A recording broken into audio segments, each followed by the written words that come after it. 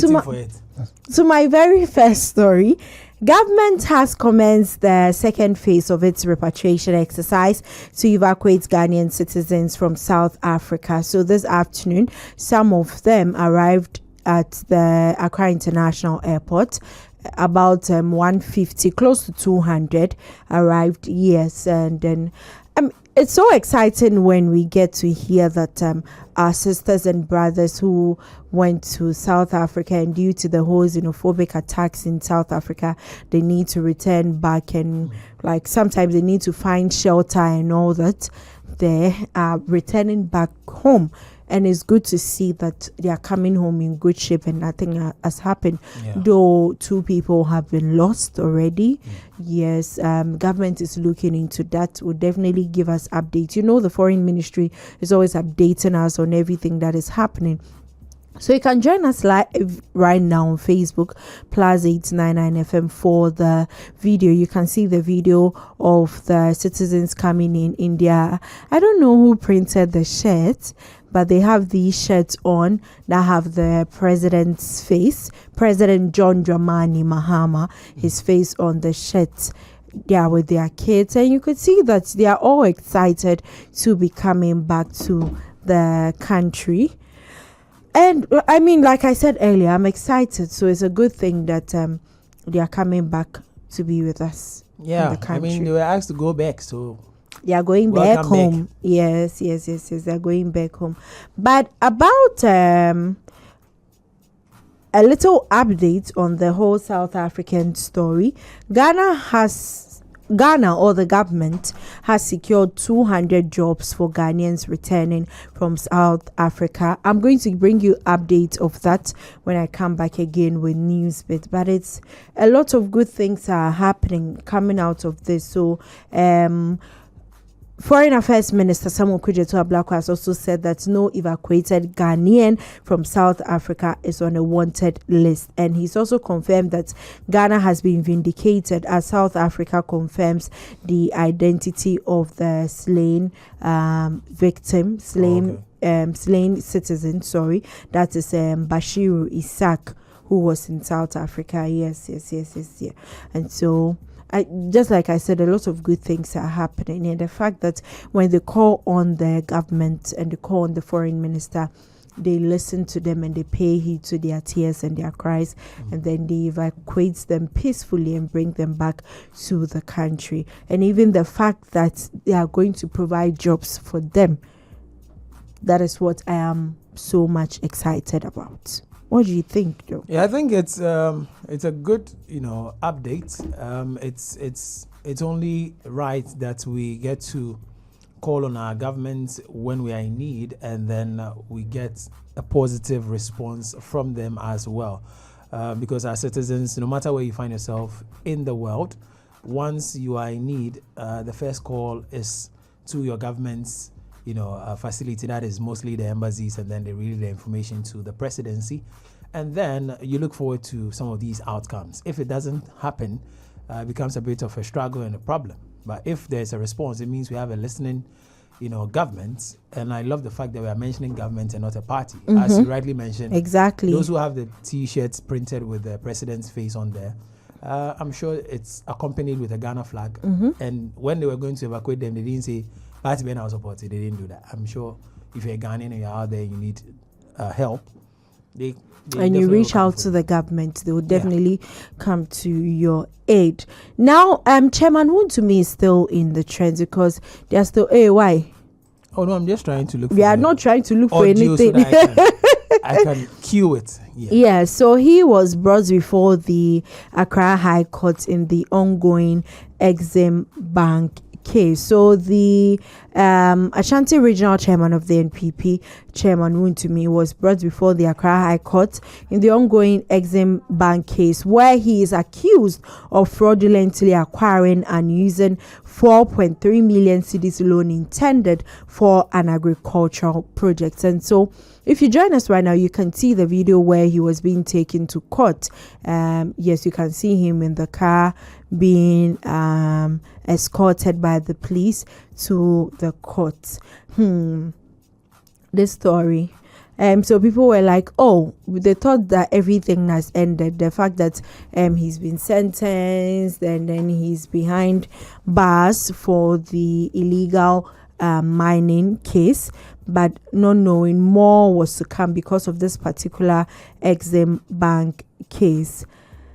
So very, I mean, should I say it's a sad one? I don't know how to put it though, but we already said that as far as anyone has been involved in any wrongdoing, alleged to be involved in any wrongdoing, and the person needs to be brought to court, the person needs to be brought before the law so that he or she can account and even give his or her account of exactly what happened concerning the whole matter. But still on this case, NPP officials, Kojo Point Nkrumah, former Minister for Information, Samia Wuku, and other NPP members arrived at the High Court today in support of Chairman Wontumi as proceedings into the 14.3 million Exim Bank case continued. Yes, so we are going to play a video of the lawyer, that's lawyer Enoch Acquah, who spoke to the media after proceedings in the 14.3 million cedis Exim Bank case at the High Court. And he said something that last Wednesday he visited Chairman Wontumi at the Intawon prison with Dr. Mahamudu Bawumia, because it was in the news that Dr. Mahamudu Bawumia visited Chairman Wontumi and some other party executives they went to visit. So he mentioned that Chairman is in good spirit but believes justice has not been served. So he has instructed his lawyers to file an appeal on his behalf. We said that the last time that the NPP and even the minority in parliament said they were going to appeal the 20 years sentence that has been given to him. So indeed the lawyer has also come out to confirm that they are going to appeal the case. Let's take a listen to what the lawyer had to say. That Friday, na me in some prison hall, na me chairman chain. Me ne bon komo eye ho no. Last Wednesday, me call with Dr. Mahmoud Bawumia, Ekwasra chairman e wo ho, e party mpanyinfo. Me gidi say he's in good spirit. Say mo hu no court, mo hu say he's in good spirit, although say on a reservation because he believes that justice has not been served. That is his belief. That is why I was instructing the lawyers to file an appeal on his behalf. Appeal on Air Court. Once he's dissatisfied with the outcome of the trial at the criminal court as a man and as a human being, said you'll be feeling, but you want can be feeling sa pepe. And until you want pay say Yankopon say obe kura no ama na kukudro na nye ye court so no ya koso na ya and he believe say at the end of the day emre and a better. Yes, and so people would want to know exactly what the case is about, the Exim Bank case is about. So under the money laundering, why are you looking straight into my eyes like that? I'm focused. Hey, under the money laundering charge, prosecutors allege that between 2018 and 2022, Chairman Wontumi took possession of part of the 14.3 million cedis received by Wontumi Farms Limited, while allegedly knowing the funds had been acquired through fraudulent means. And the court or the prosecution also accused Chairman Wontumi and Wontumi Farms Limited of intentionally causing financial loss exceeding 30 million Ghana cedis to Exim Bank in the course of the business transaction. So it has to do with the whole business transaction and some monies that were taken or sent in fraudulent ways. So that is what this story has to do with. And the fact that, just like I said, his lawyer has said that they are going to appeal his 20-year sentence. And so that we are definitely going to bring you updates of that particular story as and when we get the update and as and when the court proceedings continue. Tuke, did you have anything to say before we continue with our stories? I think when it comes to legal issues, you don't want to say anything. We are going to follow suit. And yes, yeah. Definitely. But to me, I'm sure his legal team, they are up to the task. As I rightly mentioned the last time, they are going to appeal, and then the judicial system will decide whether they will reduce the sentence or maybe squash it or completely. definitely will follow suit. Definitely. You know that yesterday it was 26th, right? Yes. It was exactly a year that we lost my favorite legendary musician, Daddy Lumba. Yeah, I say my favorite because I love his songs, and then he's the only one that has so many hit songs, so many. How many albums does he even have? He has a lot of albums. Derry, how many albums does Daddy Lumba have? 30 something. That's a lot. And he has a lot of songs, and all the songs are hits. So when we are reminded of his demise, it brings some sort of memory. It gives you some chills speaking about him in particular. So his final resting place has been unveiled exactly a year after his passing. This morning I was asking Michael that, so where he's resting, do people live there? This one, there is an apartment too. Join us on Facebook, PLUZZ 899 FM, for the video of Daddy Lumba's final resting place. We are told that it's his residence in East Legon. Yes, and so you can see some bloggers there. You can see his tomb there where the flowers, I mean, it was a 1 year remembrance. And so the family went there to pay their respect to him, and also to do all they need to do with regards to this particular one. And they also went there particularly for the widowhood right. You know that usually it happens after a year of the demise, when, let's say, the widow has been wearing black for a long time and they have to take it off so that she wears white. Yes, and all that. And the fact that sometimes they have to go back to dressing like they used to. Yes, but one thing that really trended from the 1 year anniversary, let me put it that way, of Daddy Lumba is the fact that Odo Bruni, that's his second wife, if I can put it that way, had a very beautiful tattoo on her arm, his face, and then there's a writing there, forever in our heart. Is it forever in my heart or forever in our hearts? This my eyes there. They're always deceiving me, but it's still forever in hearts. In our hearts. Yes, forever in our hearts. And so you can join us if you haven't seen the video yet. Join us on Facebook for that particular one. 2KD, the behind the scenes there, sometimes our listeners and our viewers need to see exactly what happens here, but it's beautiful. What do you think about the tattoo? And whoever drew the tattoo too did a very beautiful job there. Daddy Lumba's face with the mic, and then forever in her heart. And you see, people are saying, especially the women, are saying that she really, really, really loves her husband to the extent of having a tattoo on her arm. Others too are asking if she's ever going to remarry. It means that if she remarries, she has to clean the tattoo, or maybe they'll pass her face to it. I don't know how they'll do it. There'll be any need for her to do anything to the tattoo if she remarries, because it is forever in our heart and not my heart. Yeah. So in our hearts. But I think the tattoo idea is beautiful, very beautiful. It shows how deeply, just like I said, she is in love with her late husband, and at least it gives her some sense of relief that even though he's no more alive, he's still with her. He's in her heart, and then she loves and appreciates and cherishes all the memories that they had together. On her hand. Yes, in her heart and on her arm. Yes. Very, very beautiful love story over there. Now to my final story.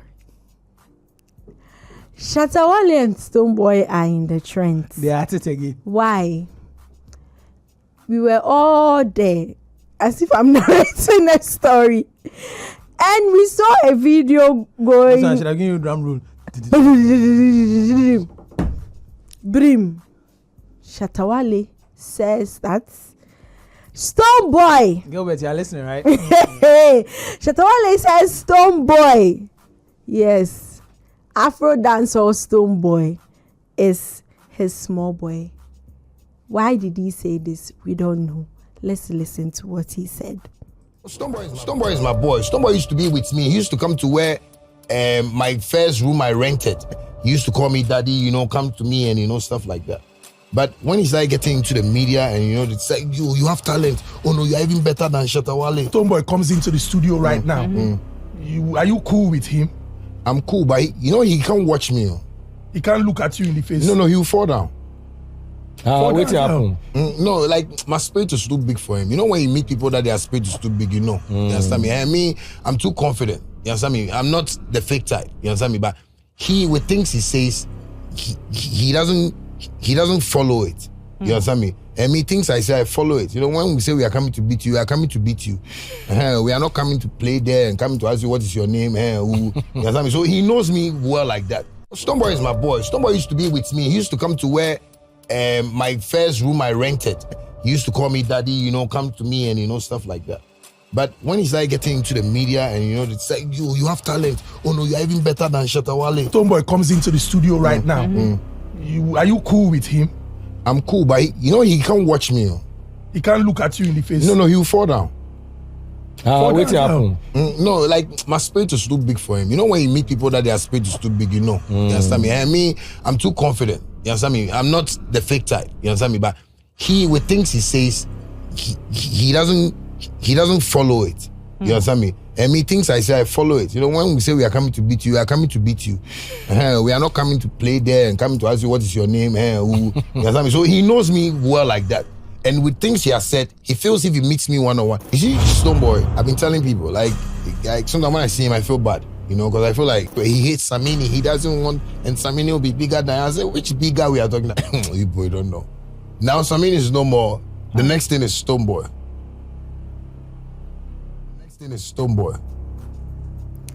Yes, so speaking on the Honest Bunch podcast, which will actually be premiering this evening. So that's some portion of the conversation. He was asked about his relationship with Stonebwoy, where he mentioned that Stonebwoy is his boy. I'm quoting exactly what he said. He used to come to my one-room apartment then. He used to call me daddy. But now that he's in media and has started making money, they started telling him that he's better than me. Now he can't even look at me in the face because he'll fall down if he does. So many divided opinions on social media. Some are saying that this is actually a very huge platform. That is the Honest Bunch podcast. So Shatta Wale could have used the opportunity to at least speak about certain things. And even if he was asked about Stonebwoy, he could have said something different. I think that's the opinion of those who are saying that. That's why I said so many different opinions. Others are like, well, let him know who he used to be to you. Others are also saying that this is actually a very huge platform. You should have spoken about your album. You could have spoken about things that you are doing now and so many things.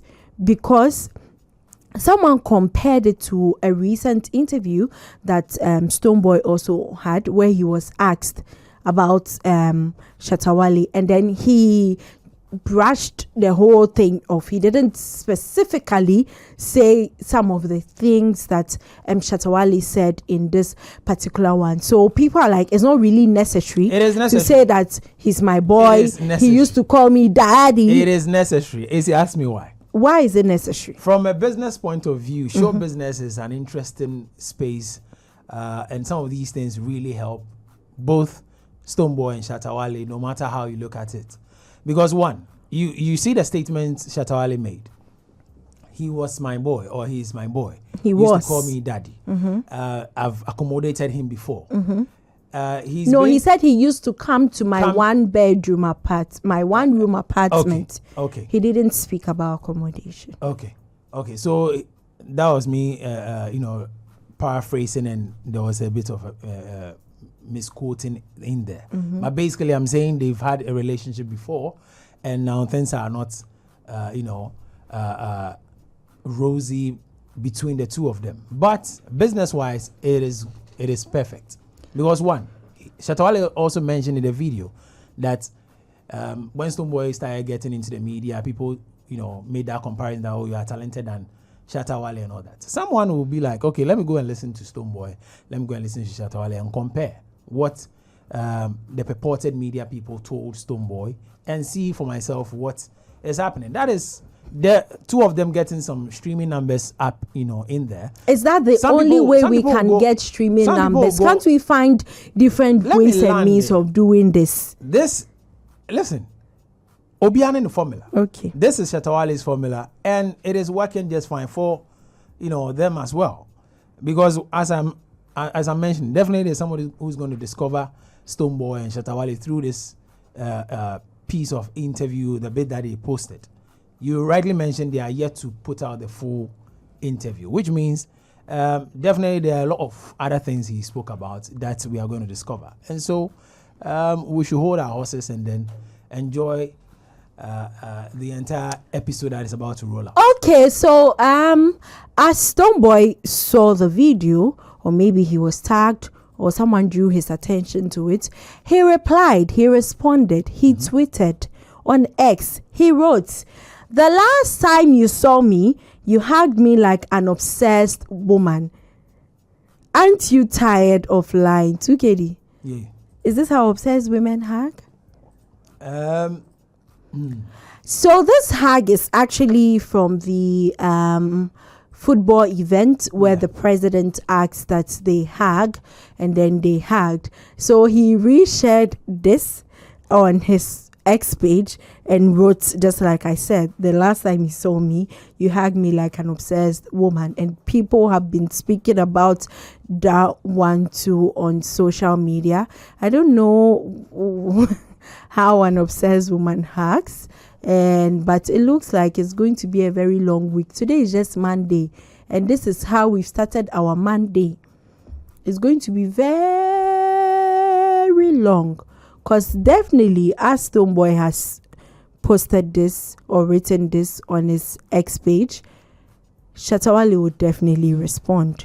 You see, you mentioned it's a big platform the interview happened on. Yeah. And amongst all they spoke about, they decided to highlight or promote the entire episode with just that bit where Shatta Wale, because they know what they can do. Stonebwoy, and they know definitely it is going to give them the numbers and then the views they want, and so they had to use that part as a promo package, and it is working just fine. So let's just wait and see the entire episode once it is officially uploaded or launched. Yes, so as we shared that particular post on our Facebook page, we've had so many comments coming through, so I'll take some. Where said Nana Poku says that this comment is below the belt. Kwentsiwaa says he showed you love because you are his small boy. Then another person comes to respond that he said when Stonebwoy sees him face to face, he will collapse. Yes, people kept saying that particular one. Naduche Ni Shipe Adama says, and you couldn't look him in the face. Where is the lie? Another person says Shatta Wale actually hugged you like a prodigal son since you used to call him daddy. Same way if you stretched out for handshake on that same day, no matter what, Shatta Wale be your senior. So just like I said, it's going to be a very, very long week, and there are definitely going to be updates of this particular one, because someone says someone used to call him daddy. Another person says the last time you saw me, you hugged me like an obsessed woman. Anyways, that